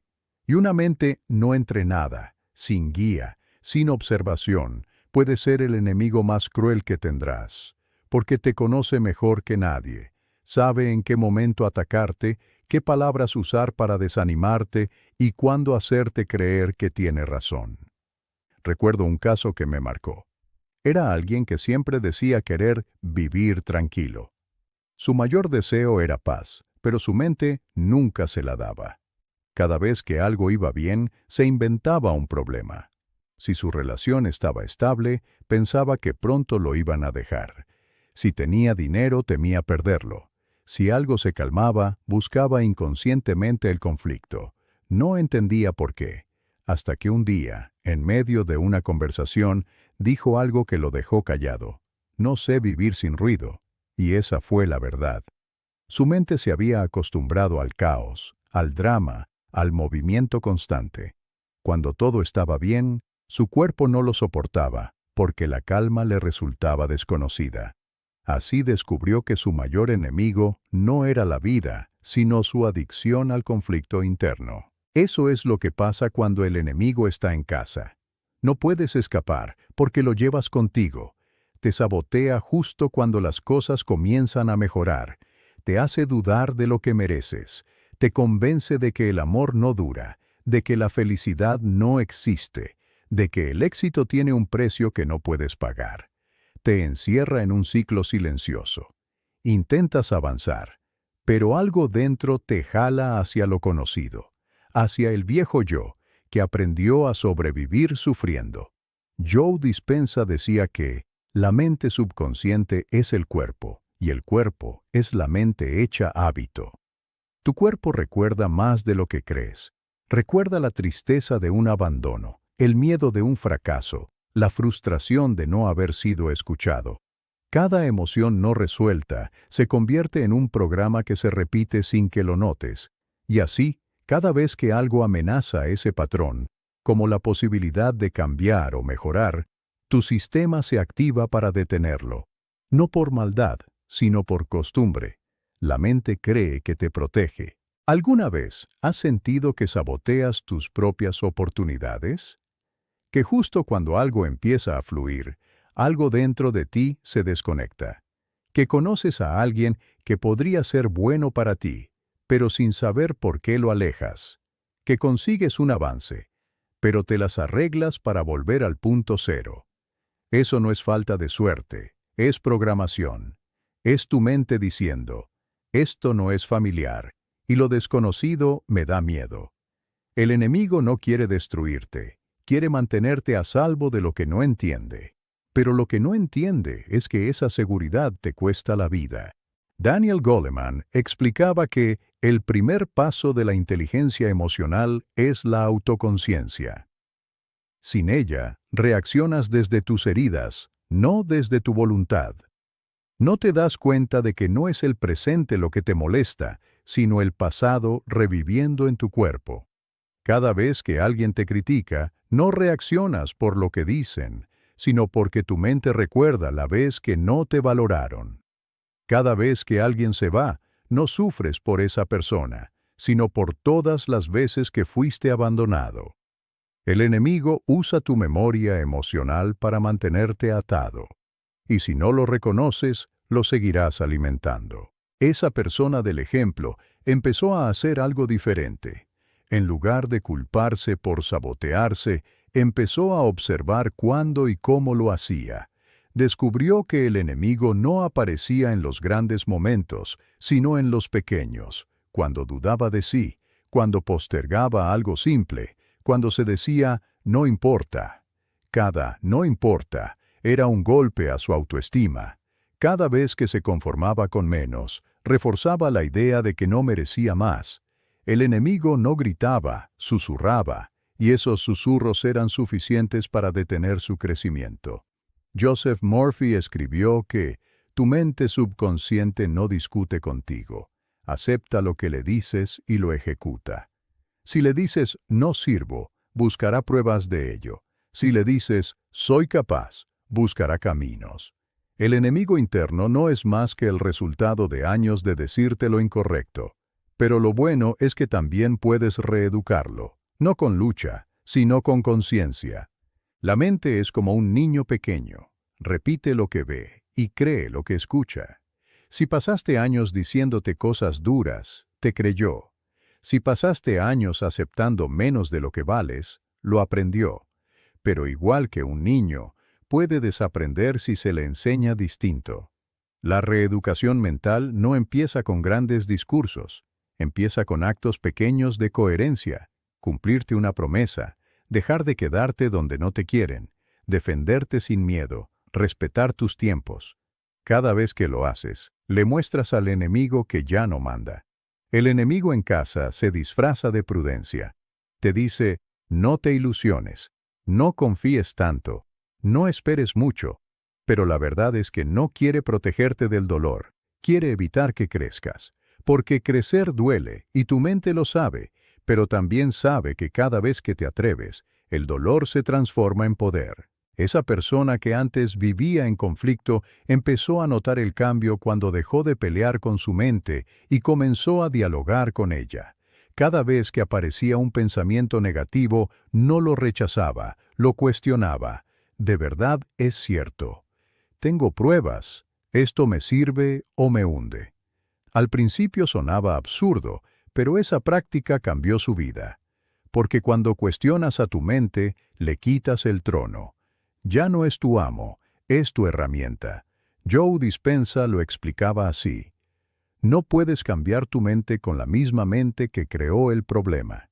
Necesitas volverte consciente de ella. Y eso requiere presencia. Requiere detener el impulso de reaccionar, respirar, observar y elegir. Elegir, no responder al mismo pensamiento que te ha dominado por años. Elegir, no repetir la misma historia que te encierra.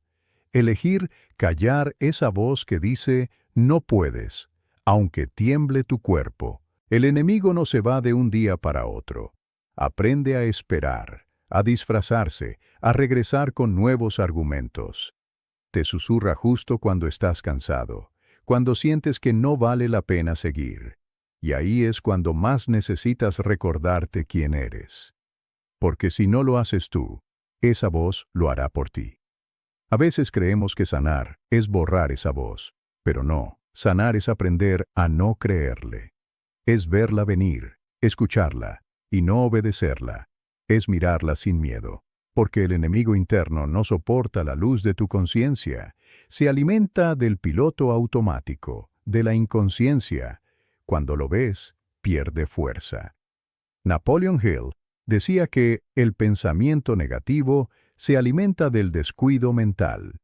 Por eso la clave no está en vencer al enemigo, sino en mantenerte despierto, en no volver a dormirte en tus viejos hábitos mentales, en notar cuando repites patrones que te hacen daño, en detenerte cuando sientes que vuelves a sabotearte, no para culparte, sino para elegir diferente. Capítulo 9. La mente indomable no busca control, busca conciencia. Nos enseñaron que tener el control es sinónimo de fortaleza, que quien domina sus emociones, sus pensamientos, sus impulsos, tiene poder. Pero eso no es dominio, eso es tensión, porque quien intenta controlar todo vive en guerra consigo mismo. Controlar es miedo disfrazado de orden. Es el intento desesperado de que la vida se acomode a lo que tu mente considera seguro. Pero la mente indomable no busca control, busca conciencia, porque mientras el control encierra, la conciencia libera.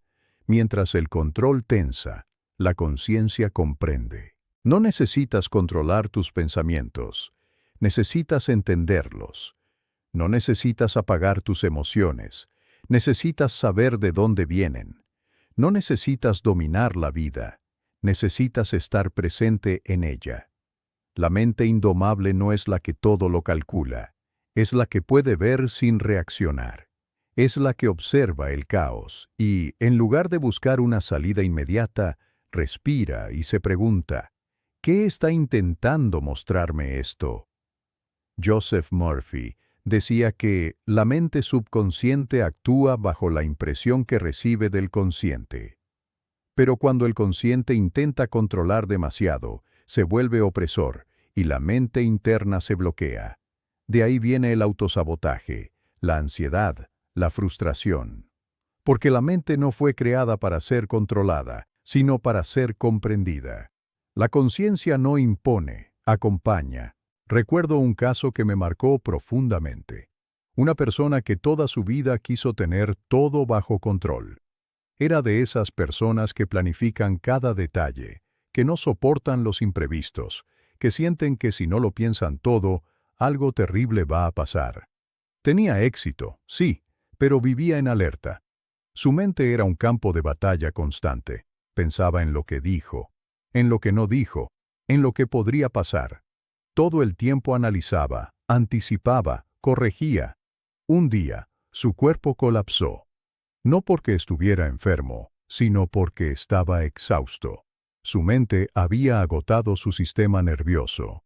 Decía, no puedo más con mi cabeza, no se apaga nunca.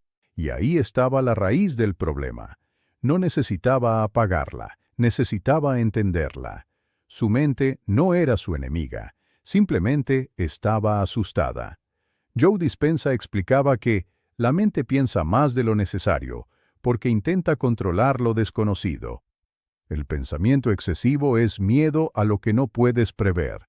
Pero lo irónico es que cuanto más intentas controlarlo todo, más te alejas del momento donde realmente puedes actuar. El presente. Esa persona empezó a practicar algo que cambió su vida. Observación sin juicio. Cada vez que su mente comenzaba a girar, en lugar de pelear con los pensamientos, los dejaba pasar. No se esforzaba por detenerlos, solo los miraba. Al principio parecía inútil, pero con el tiempo notó que los pensamientos perdían fuerza, que ya no se sentía secuestrado por ellos. La mente seguía hablando, pero él ya no le obedecía automáticamente. Había descubierto algo simple pero transformador. Observar también es actuar. Napoleon Hill decía que el pensamiento controlado es la fuente de toda riqueza. Pero Hill no hablaba de represión, hablaba de dirección consciente. Pensar controladamente no es pensar poco, es pensar desde el lugar correcto. Es tener claro cuándo tu mente está creando posibilidades y cuándo está repitiendo miedo. El control nace del miedo a perder. La conciencia nace de la confianza en que sabrás adaptarte. Cuando intentas controlar todo, te robas la posibilidad de aprender. Porque el aprendizaje solo ocurre en lo impredecible. Si todo estuviera bajo control, no habría crecimiento. Por eso la mente indomable no teme a lo incierto. No lo busca, pero lo abraza cuando llega. Esa persona, meses después, me dijo una frase que nunca olvidé. Descubrí que la vida no se trata de controlarla, sino de acompañarla. Y tenía razón. Porque cuando dejas de intentar controlar, aparece algo más poderoso: el flujo. Ese estado donde ya no fuerzas, sino que permites, donde ya no empujas, sino que confías. Y esa confianza no viene del ego, viene de la conciencia. Daniel Goleman hablaba de la ecología emocional, ese equilibrio donde la mente no reprime ni se desborda, donde puedes sentir todo sin perderte en ello. Esa es la verdadera fortaleza, poder sentir sin que el sentimiento te posea, poder pensar sin que el pensamiento te gobierne, poder actuar sin que el miedo decida por ti. Y es curioso, porque cuando empiezas a observarte de verdad, notas que el control no existe. Solo existe la ilusión de control. Puedes planear 1000 cosas, y la vida, con una llamada, puede girarlo todo. Pero si tienes conciencia, no te rompes, te adaptas. El control necesita que todo salga bien. La conciencia solo necesita que tú estés presente. El control dice, esto debe ser así. La conciencia dice, esto es, y puedo aprender de ello. Uno vive en la resistencia, el otro en la aceptación lúcida. No aceptación pasiva, sino esa aceptación que reconoce lo que es y elige actuar con claridad. Esa persona que antes no soportaba el desorden comenzó a practicar el arte de soltar. Lo hacía en lo pequeño. Si algo no salía como esperaba, respiraba y decía, esto también puede servirme. Al principio sonaba forzado, pero con el tiempo su cuerpo empezó a relajarse. Dormía mejor, reía más, se enojaba menos.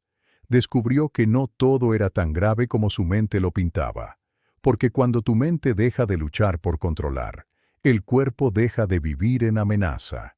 Joseph Murphy enseñaba que la mente tranquila es el canal por el cual fluye la sabiduría divina. Pero una mente que intenta controlarlo todo no está tranquila, está en modo defensa.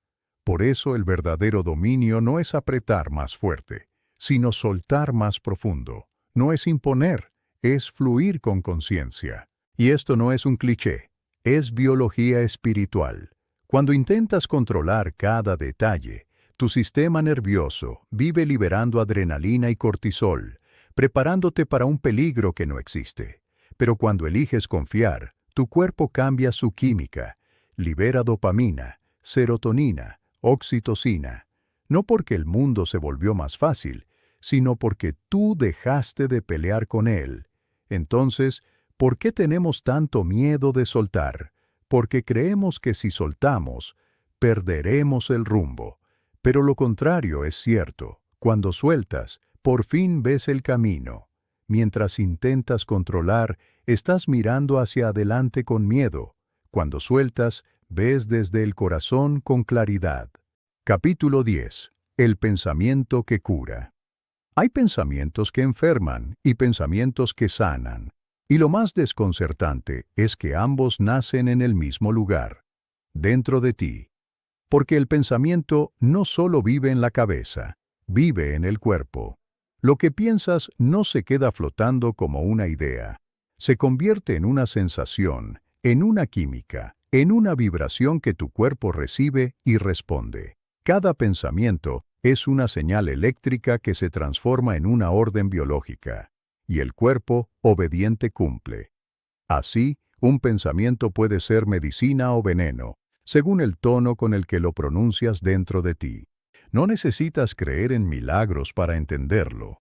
La ciencia ya lo confirma. Joe Dispenza lo explica con claridad. Cada vez que piensas, tu cerebro produce químicos que corresponden a esos pensamientos. Si piensas algo negativo, generas las mismas sustancias químicas que el cuerpo libera cuando vive un peligro real. Es decir, tu cuerpo no sabe si el peligro está pasando afuera o si lo estás imaginando. Para él, todo es real. Por eso el miedo sostenido enferma, la culpa se somatiza, la tristeza se convierte en cansancio físico. Pero lo mismo pasa con los pensamientos que curan. Cuando piensas algo que te da calma, algo que te inspira o te llena de gratitud, el cuerpo lo celebra con su propia medicina interna, dopamina, serotonina, endorfinas. No porque estés inventando una fantasía, sino porque estás eligiendo una dirección emocional. La mente no distingue entre lo que ve y lo que imagina, pero sí distingue entre el castigo y la paz. Joseph Murphy decía, el pensamiento es la semilla y la emoción es el agua que la hace crecer. Si repites un pensamiento de miedo, ese miedo se vuelve cuerpo. Si repites un pensamiento de confianza, esa confianza también se vuelve cuerpo. No hay pensamiento neutral. Todo lo que piensas deja huella. Recuerdo una historia muy cercana de una persona que vivía enferma. No tenía una enfermedad grave, pero sí una de esas que no se ven. Dolores de cabeza, insomnio, fatiga constante. Una sensación de peso sin causa aparente. Iba a médicos, hacía exámenes, todo salía bien. Pero seguía sintiéndose mal. Un día, en una conversación honesta, me dijo algo que reveló la raíz. Mi cabeza no para de imaginar lo peor. Era eso. Su cuerpo se había convertido en el espejo de su miedo. Cada pensamiento de preocupación era un disparo de estrés que su cuerpo obedecía sin protestar. Y el cuerpo, cansado de tanta alarma, empezó a pedir auxilio a su manera, con síntomas. Empezó entonces un proceso simple, pero profundo. Observación. Anotaba cada pensamiento repetitivo, y se dio cuenta de que el 80% de ellos no eran suyos. Eran frases que había escuchado toda la vida. Cuídate que todo sale mal. No confíes tanto. La vida es dura. No esperes mucho. Su mente había convertido esas frases en leyes. No se las cuestionaba, las obedecía. Y eso fue lo primero que cambió. Empezó a escribir su propio lenguaje interno. No se obligó a pensar positivo, pero sí a pensar consciente. Sustituyó «me va a ir mal» por «voy a ver qué puedo aprender». Sustituyó «seguro me enfermaré» por «mi cuerpo sabe cómo sanar». Al principio no creyó esas frases, pero siguió, porque entendió que el cuerpo no necesita creer para empezar a responder, solo necesita nuevas señales. Y a los pocos meses empezó a sentirse diferente, no curada milagrosamente, sino más viva. Dormía mejor, tenía más energía, se enfermaba menos. Su mente había dejado de atacar a su cuerpo. Ahí comprendí que el pensamiento que cura no es el que dice «todo está bien», sino el que dice «puedo seguir». No es el pensamiento que niega el dolor, es el que lo abraza y aún así elige avanzar. La mente que sana no es la que se llena de afirmaciones vacías, sino la que se hace amiga del cuerpo y deja de castigarlo con historias viejas. Napoleon Hill decía que el pensamiento es la única cosa que el hombre controla absolutamente. Pero no es verdad del todo. No puedes controlar lo que aparece, pero sí puedes decidir qué pensamiento sostener. Y ahí está la cura. Porque no se trata de expulsar pensamientos negativos, sino de no hacerlos caza, de verlos pasar y no alimentarlos con tu atención. Daniel Goleman hablaba de la resiliencia emocional como la capacidad de volver al equilibrio después del impacto. El pensamiento que cura es ese que te devuelve al centro cuando algo te golpea, ese que no te niega la herida, pero te recuerda que no eres la herida, que lo que te pasa no define lo que eres. Esa persona del ejemplo empezó a notar un patrón curioso. Cada vez que tenía un pensamiento catastrófico, su cuerpo reaccionaba al instante. Sentía un nudo en el estómago, una presión en el pecho. Pero cuando respiraba y se decía, «esto no es real todavía, solo lo estoy imaginando», el cuerpo se relajaba. Era como si el cuerpo solo necesitara saber que el capitán seguía al mando. Joe Dispenza enseña que el cuerpo se vuelve la mente del pasado. Si cada día repites las mismas emociones, el cuerpo se queda atrapado en el ayer. Por eso el pensamiento que cura no busca cambiar de inmediato el cuerpo, busca cambiar la historia que el cuerpo está recordando. Es enseñarle una nueva señal, decirle que ya no necesita seguir preparándose para el peligro, que ya puede descansar. El pensamiento que cura es, ante todo, un acto de humildad. Es aceptar que tu cuerpo está haciendo lo mejor que puede con la información que le das. Si le das pensamientos de miedo, se defenderá. Si le das pensamientos de confianza, se abrirá. No hay magia, hay comunicación. Joseph Murphy también decía, tu mente subconsciente es un sirviente obediente. Ejecuta las órdenes que le das con emoción. Entonces, ¿qué órdenes le estás dando cada día? Porque cada vez que dices, soy un desastre, tu cuerpo se contrae. Cada vez que dices, nunca cambiaré, tu biología se detiene. Pero si dices, voy a intentarlo, tu sistema nervioso cambia de frecuencia. No es una metáfora, es literal. La persona del ejemplo comenzó a practicar una rutina nocturna sencilla. Antes de dormir, agradecía mentalmente 3 cosas que su cuerpo hizo bien ese día. Gracias porque respiré bien, porque caminé sin dolor, porque digerí la comida. Pequeñas cosas, y eso bastó para cambiar su estado interno. Porque la gratitud no es un pensamiento pasivo, es un mensaje biológico de seguridad. Es decirle al cuerpo, estamos a salvo. Y cuando el cuerpo siente seguridad, empieza a sanar. No porque lo ordenes, sino porque por fin le permites usar su energía en reparar, no en defender. Esa es la esencia del pensamiento que cura. Liberar al cuerpo del ataque invisible de la mente. Joe Dispenza lo explicaba con una frase poderosa. No puedes sanar en el mismo estado emocional que te enfermó. Si sigues pensando desde el miedo, el cuerpo no puede repararse.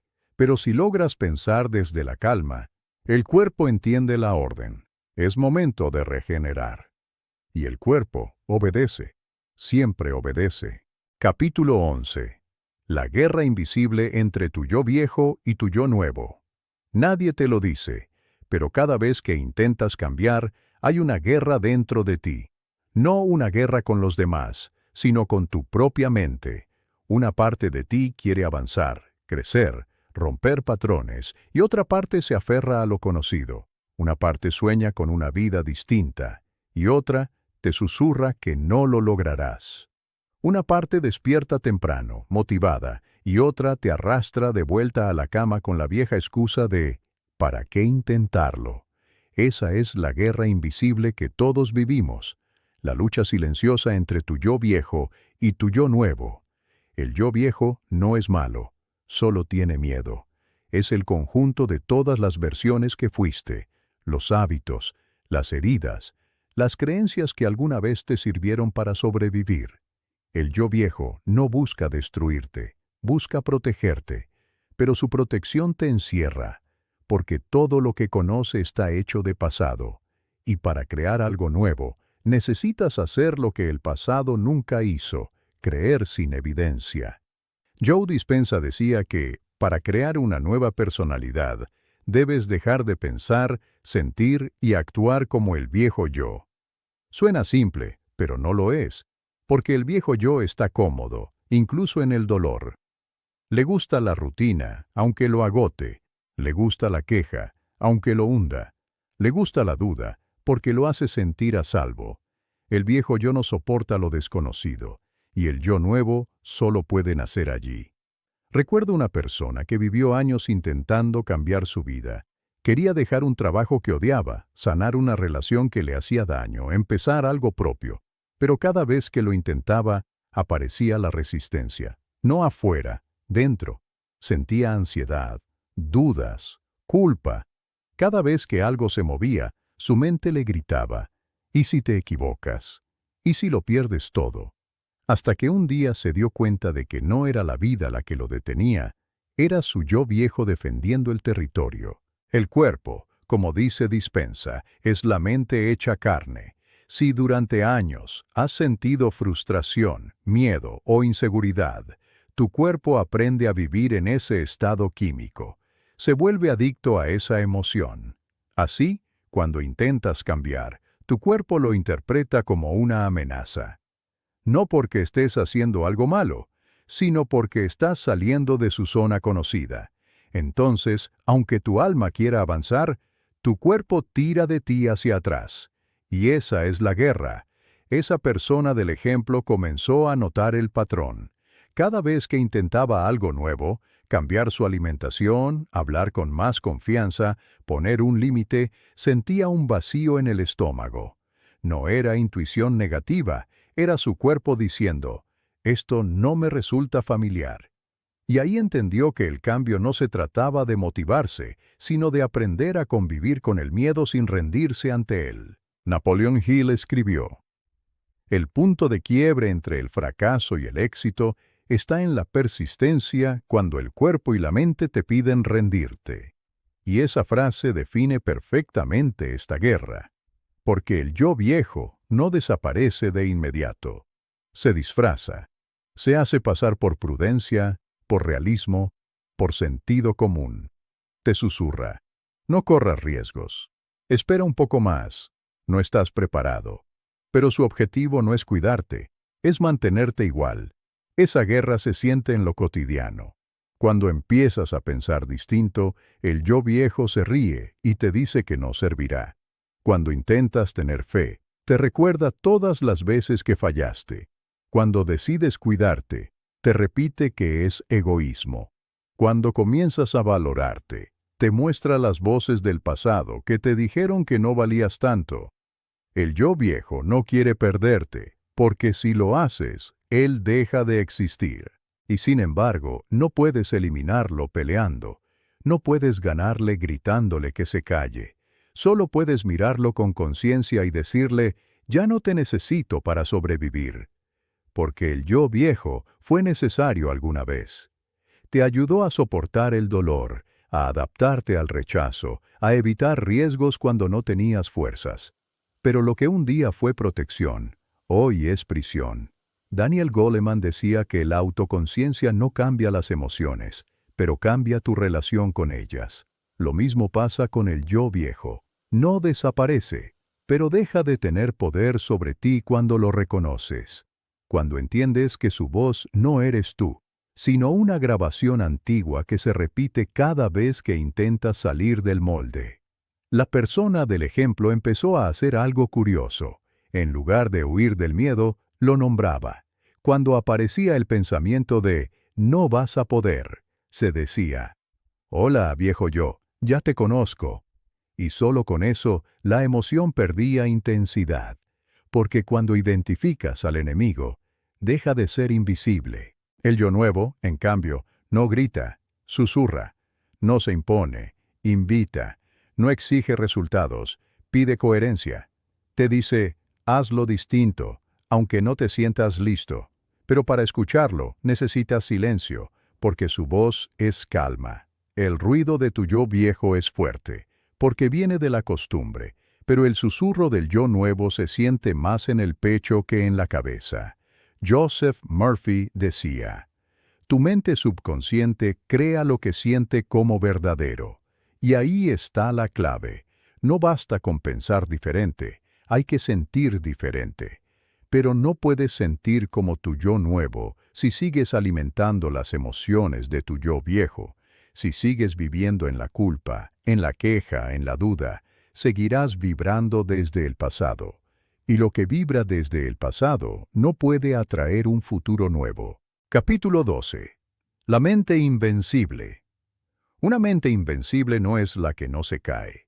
Es la que sabe levantarse una vez más sin volverse fría. Es la que se rompe, pero no se rinde. La que siente, pero no se queda en el dolor. La mente invencible no es la que todo lo controla. Es la que aprende a confiar, incluso cuando no tiene razones. Es esa mente que, aunque haya pasado por 1000 tormentas, sigue eligiendo la calma. No porque no duela, sino porque entendió que resistir no es cerrar el corazón, es mantenerlo abierto en medio del caos. Ser invencible no significa ser perfecto. Significa saber quién eres, incluso cuando las cosas se desmoronan. Es reconocer que tu valor no depende de lo que logres, sino de lo que resistes, sin perder tu humanidad. La mente invencible no busca ser más fuerte que el mundo, busca ser más consciente de sí misma. Napoleon Hill decía, «Nada puede detener a una persona con la actitud mental correcta. Pero esa actitud no se fabrica con frases bonitas, se construye en los días donde nadie te ve, cuando tienes que sostenerte solo, cuando el ruido mental quiere convencerte de que ya no puedes más. La mente invencible nace ahí, en los momentos donde te preguntas para qué seguir y aún así decides hacerlo». Joe Dispenza lo explicaba con un ejemplo claro. El cerebro cambia cuando decides pensar distinto a lo que sientes. Eso es poder.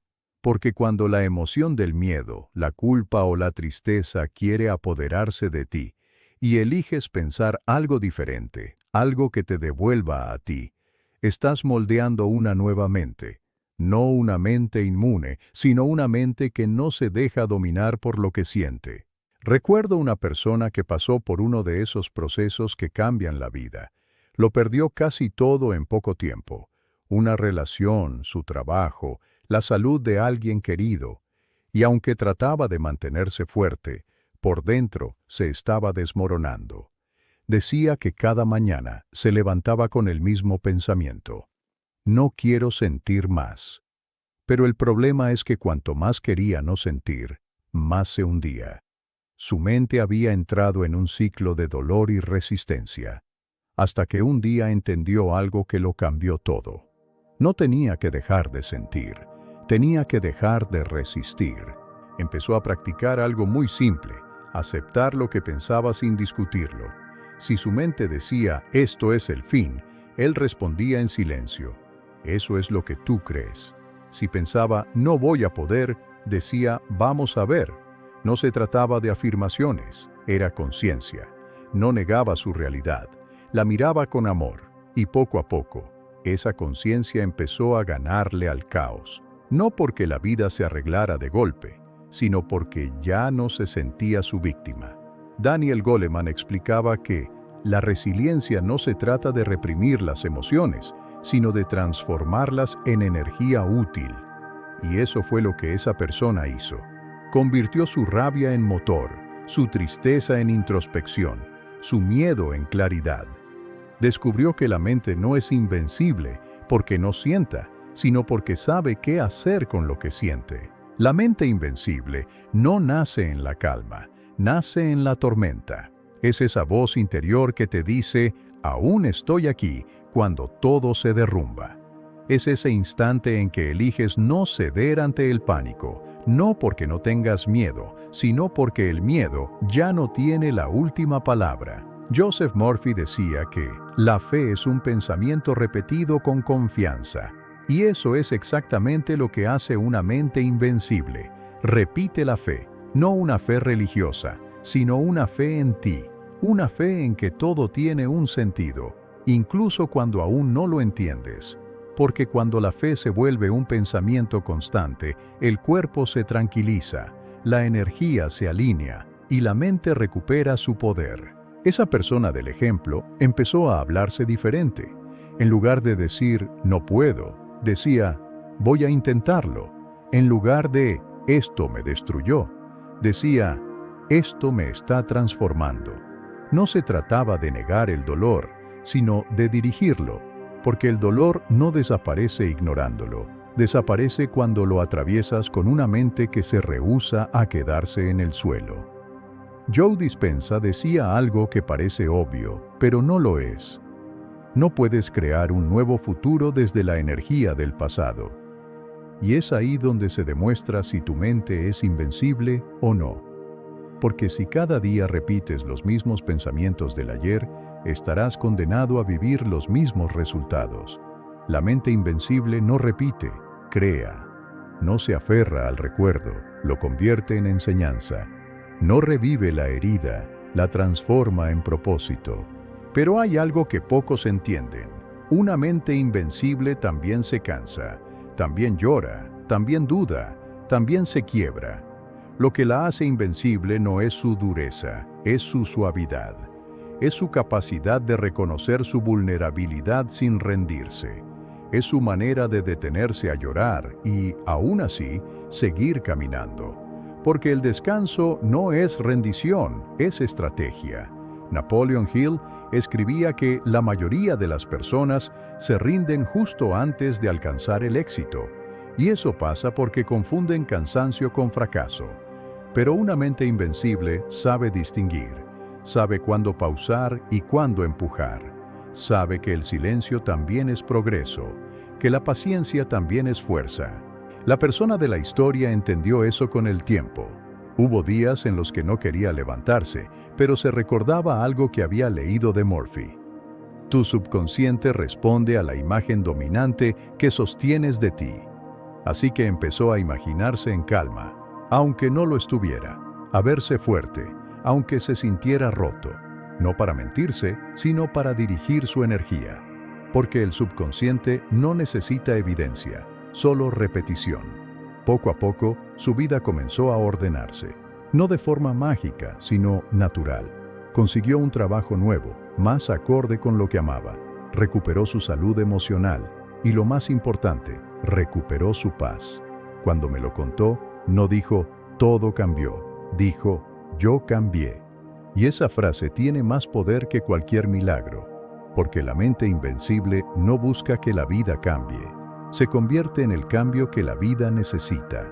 A veces creemos que tener una mente fuerte es no dejar que nada nos afecte.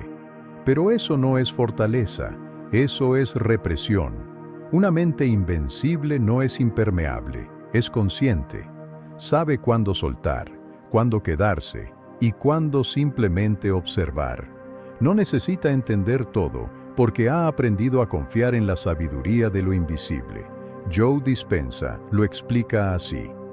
Cuando estás verdaderamente presente, tu mente se conecta con el campo de infinitas posibilidades. Ese campo es lo que muchos llaman Dios, universo, energía. No importa el nombre, lo importante es entender que tu mente, cuando se aquieta y confía, se alinea con algo más grande que ella. Y desde ahí, no hay imposibles. La mente invencible no pelea contra el mundo, se sincroniza con él. Deja de preguntarse, ¿por qué me pasa esto? Y empieza a preguntarse, ¿para qué me está pasando? Porque sabe que cada experiencia trae un mensaje, y si lo entiende, crece. Si lo ignora, repite. Gracias por escuchar hasta el final.